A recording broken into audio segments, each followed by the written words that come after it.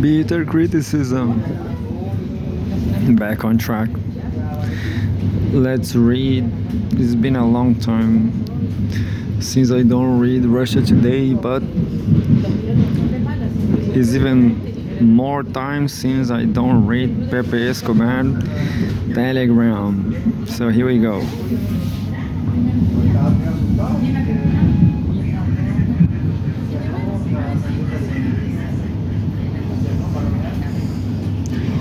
It's been 284. I don't hate you, Pepe.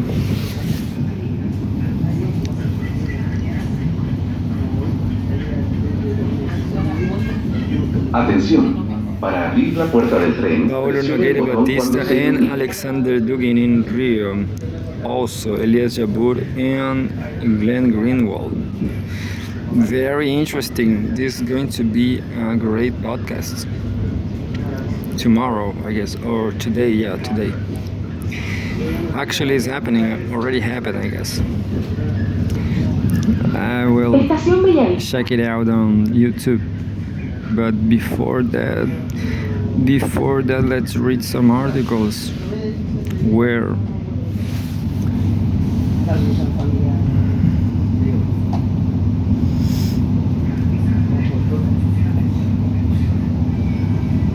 Mm. Mm. Let me tell you, I don't like Pepe Escobar's taste for movies. Kubrick, I don't like Kubrick.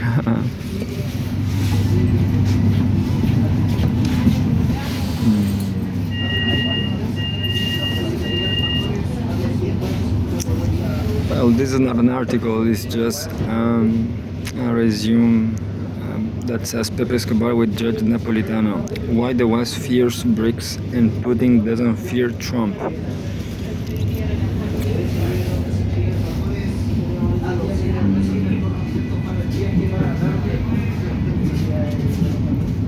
Lleven los recetas y alfajores a 200 pesos 3 por 500, aproveche para el viaje para la tarde.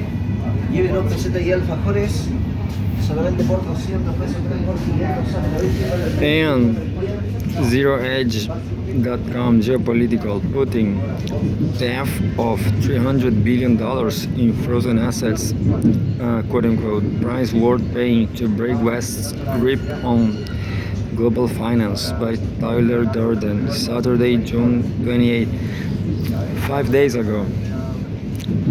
In somewhat surprising statements, and what can be viewed as a very frank, quote-unquote, concession, President Vladimir Putin has said Russia is, quote-unquote, ready to part with its $300 billion in frozen assets, framing it as another way which accelerates Russia's and its allies shift away from Western-dominated financial systems.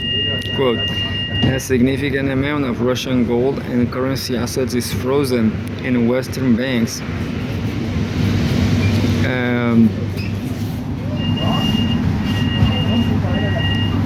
I don't know how to do this detachment.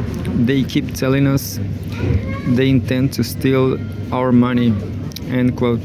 Putin said before the Eurasian Economic Union (EEU) summit in Minsk on Thursday. If the West does simply take the funds, in the end, it will create an quote irreversible trend toward the regionalization of payment systems. That's interesting. I'm just commenting. And this is in the long run will benefit the global economy. Quote unquote. I think it is probably worth paying for, Putin mused, while further describing the Moscow aims to strengthen its own financial settlement system with friendly states.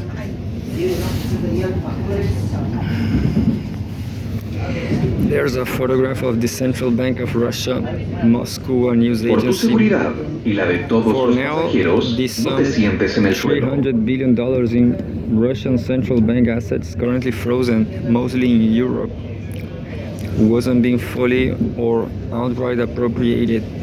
permanently, but instead the plan is to found Ukraine's defense based on the interest earned on the significant assets. This plan is already in effect, Estación Varón. with, for example, former President Biden at the tail end of his administration having announced that it disbursed 20 million taken out of a burst $20 billion loan for Ukraine to eventually be paid back using interest earned of frozen Russian central bank assets. The U.S. Treasury Secretary has said the following at the time. Quote, these funds paid for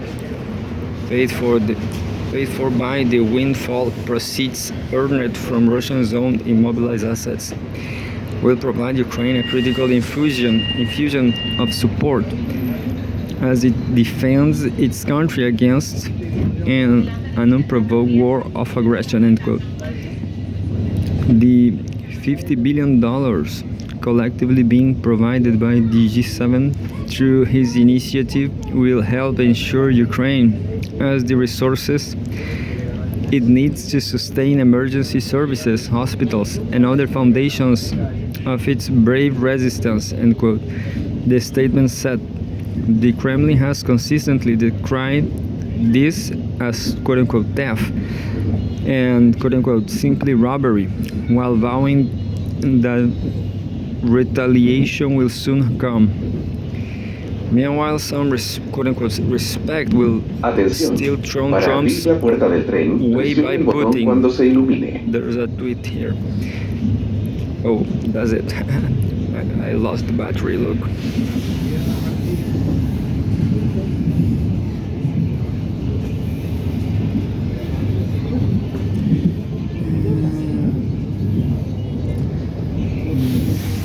I definitely need a new charger.